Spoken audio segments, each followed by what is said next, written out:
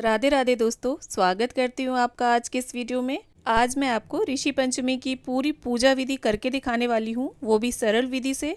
तो पूजा के हर एक क्रम को सही विधि और नियम के साथ करने के लिए इस वीडियो को लास्ट तक ज़रूर देखिएगा, क्योंकि यदि आपने पूरे दिन उपवास किया, पूजा की सामग्री भी चढ़ाई और अगर पूजा ही सही विधि से नहीं की तो पूजा का जो फल है वो आपको नहीं मिल पाता है। और हमारे व्रत पूजन की सफलता पूजा की विधियों पर ही निर्भर करती है और व्रत में सबसे मुख्य पूजन ही होता है। तो दोस्तों, भाद्रपद मास के शुक्ल पक्ष की पंचमी तिथि को ऋषि पंचमी का व्रत रखा जाता है।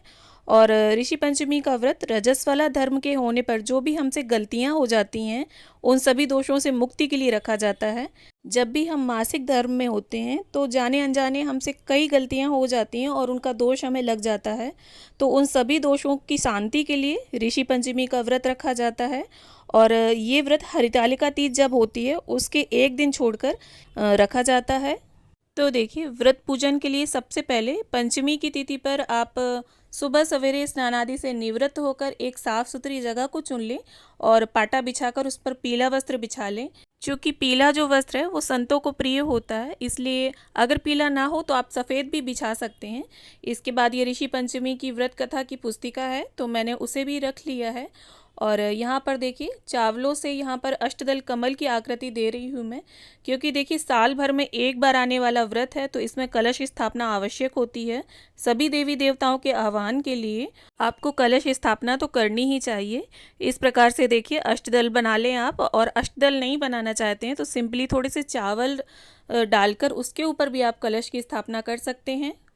और देखिए, कलश जो हमें रखना है वो आप मिट्टी का पात्र भी ले सकते हैं, या तांबे का या पीतल का, और स्टील का पात्र अवॉइड करें। इस प्रकार से देखिए हम कलश स्थापना कर लेंगे। यहाँ पर स्वस्तिक बना लिया है मैंने और कंठ पर मोली भी बांध ली है। और पहले साफ जल डालेंगे, फिर गंगा जल डालेंगे और इसके बाद देखिए सुपारी, हल्दी की गांठ, सिक्का, थोड़े से अक्षत, धूप घास और थोड़े से पुष्प डालकर हम कलश की स्थापना कर लेंगे। और यहाँ पर देखिए आम के पत्ते लगा रही हूँ मैं। अगर आपको आम के मिल जाते हैं तो आप वो लगा लें, वरना आप अशोक के पत्ते भी लगा सकते हैं। और इस प्रकार से देखिए पूर्ण पात्र रखकर उस पर दीप कलश की स्थापना करेंगे हम। आप चाहें तो यहाँ पर जटा वाला नारियल रखकर श्री कलश की भी स्थापना कर सकते हैं। अब दीपक प्रज्वलित करने के बाद सबसे पहले हम गणपति जी की स्थापना करेंगे। यहाँ पर अक्षतों का आसन देकर सुपारी में मैंने मोली बांधकर गणपति जी की स्थापना की है। और देखिए 8 जगह हमें अक्षत से ही छोटी छोटी ढेरियाँ लगा लेनी हैं, पुंज बना लेने हैं। और इन्हीं पर हम सप्तऋषियों की और माता अरुंधति की स्थापना करेंगे। यहाँ पर मैं सप्तऋषियों के निर्माण के लिए सुपारी का प्रयोग कर रही हूँ। आप चाहें तो मिट्टी से भी सप्तऋषि बना सकते हैं। और कहीं कहीं पर देखिए डायरेक्ट पटे पर ही घी से सप्तऋषियों की आकृति देकर पूजा की जाती है। तो जैसा आपके यहाँ होता हो आप उस परंपरा को फॉलो करें, या अगर आप पहली बार व्रत रह रहे हैं तो इस विधि से भी आप पूजन कर सकते हैं। यहाँ पर मैंने अरुंधति माता की स्थापना हल्दी पाउडर में पानी को मिक्स करके पिंड की आकृति देकर की है। आप चाहें तो हल्दी की गांठ भी रख सकते हैं। और इस प्रकार से देखिए हाथ में हमें थोड़े से पुष्प और अक्षत लेकर अब सप्तऋषियों का आवाहन करना है कि हे सप्तऋषियों, अरुंधति माता, ऋषि पंचमी के व्रत पूजन हेतु मैं आपका आवाहन करती हूँ। कृपा करके यहाँ विराजमान हो और हमारी पूजा स्वीकार करें।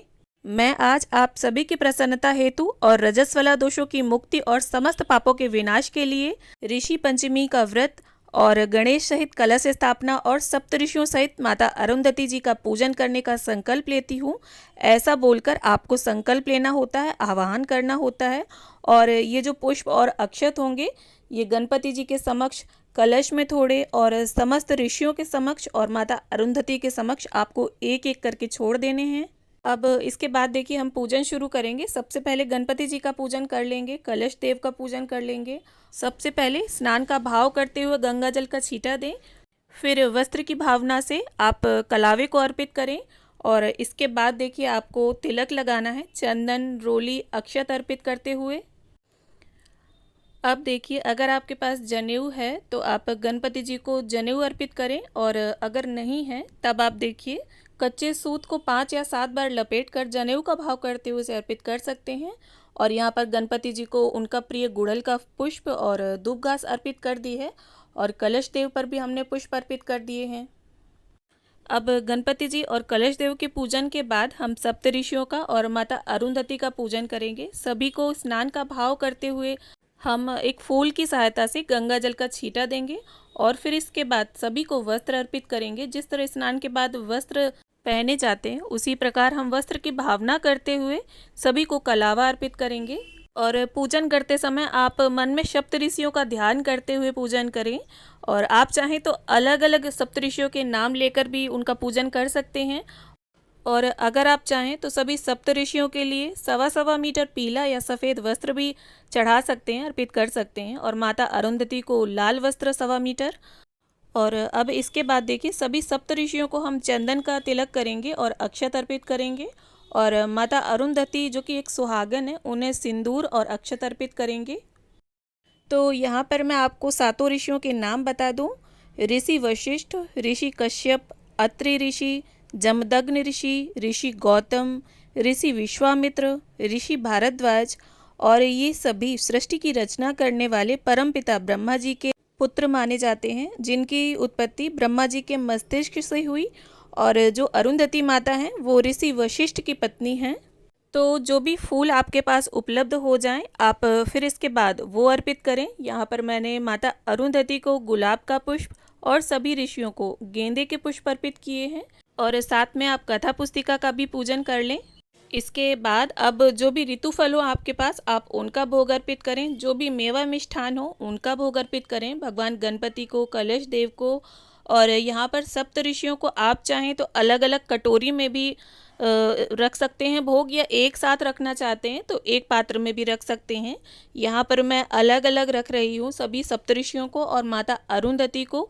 यहाँ केले के पत्ते प्रयोग में ला रही हूँ मैं। और देखिए यहाँ पर एक विशेष बात मैं आपको बताना चाहूँगी कि ऋषि पंचमी के व्रत में आपको हल से जुती हुई कोई भी वस्तु ग्रहण नहीं करनी होती है। इस व्रत में यही एक विशेष नियम होता है जिसका आपको पालन करना ही चाहिए। और देखिए अगर आपके पास घर पर कमंडल है तो ऋषि पंचमी के पूजन में आप उसमें गंगा जल और थोड़ा सा जल मिक्स करके भर के ज़रूर रखें पूजन में, और बहुत ही शुभ होता है। इसके साथ ही देखिए 7 जगह पर मैंने फल, मेवे और मिठाई रख दी है सभी सप्तऋषियों के लिए और माता अरुंधति के भोग के लिए। अब देखिए भोग अर्पित करने के बाद आपको इस प्रकार से जल लेना है और भोग के चारों तरफ आपको उसे फेर देना है।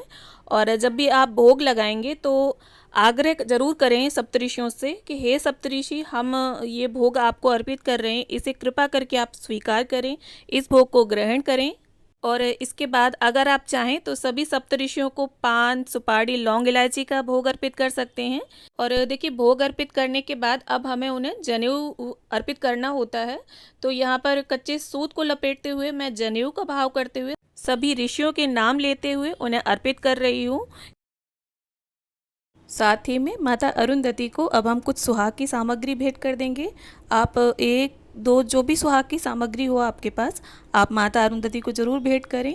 और साथ में देखिए फिर हाथ में अक्षत और पुष्प लेकर अब हम ऋषि पंचमी की जो व्रत कथा है उसको पढ़ लेंगे। और अगर कोई कथा सुनने वाला ना हो तब एक दीपक आप प्रज्वलित करके रखें। इस प्रकार से देखिए कथा संपन्न करने के बाद आप हाथ में जो पुष्प और अक्षत होंगे उसे सप्तऋषियों के समक्ष छोड़ देंगे। और ऋषि पंचमी की व्रत कथा आपको मेरे चैनल पर मिल जाएगी, आप वहाँ से भी सुन सकते हैं। इसके साथ ही देखिए कथा संपन्न होने के बाद अब हम आरती कर लेंगे समस्त सप्तऋषियों की, अरुंधति माता की, गणपति जी की, माता गौरी का ध्यान करते हुए और कलश में जो भी देवी देवता विराजमान हैं उन सभी की हम प्रेम पूर्वक आरती उतार लेंगे। तो इस प्रकार से सभी विधियों और नियमों के अनुसार आप ऋषि पंचमी के व्रत का पूजन करें और व्रत करें। और साथ ही में सप्तऋषियों से और अरुंधति माता से क्षमा याचना भी कर लें कि हे सप्तऋषियों, हे अरुंधति माता, जाने अनजाने हमसे जो भी भूल हुई हो उसे क्षमा करें। और इस प्रकार से देखिए दीपक के आसपास आप जल जरूर फेर दें। और साथ ही में गाय के गोबर के उपले पर या जो भी उपला आपके पास उपलब्ध हो उसके ऊपर आप 5-7 आहुतियाँ जरूर दें जो भी भोग प्रसाद आपने चढ़ाया हो और हवन सामग्री का, जिससे जो भी हमारा भोग प्रसाद हमने चढ़ाया है वो सीधे ऋषियों तक पहुँचे। और हवन संपन्न करने के बाद आप अपने सामर्थ्य के अनुसार कुछ दक्षिणा भी निकाल दें। इससे पूजा में अगर किसी प्रकार की कोई कमी रह गई होगी तो वो पूरी हो जाएगी। उम्मीद करती हूँ वीडियो आप सभी को पसंद आया होगा। वीडियो अच्छा लगा हो तो इसे लाइक शेयर करें